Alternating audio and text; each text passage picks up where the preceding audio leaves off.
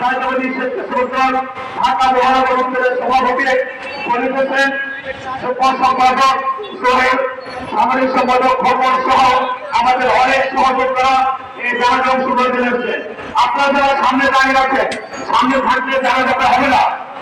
আপনারা ভালো করে জানেন, সামনে থাকলে জানাজাটা হবে না। ডান পাশে এখনো আমরা দেখছি মামুন লাইটের কাজ শোনা হবে।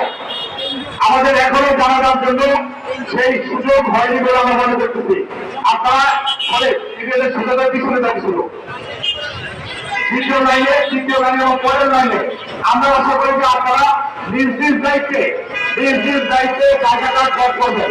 দ্বিতীয় লাইন থেকে একটু পিছনে যান, পরের লাইন থেকে আরেকটু পিছনে যান, এভাবে ক্যাপ করেন। ক্যাপ না করলে বেড়ানো হবে না।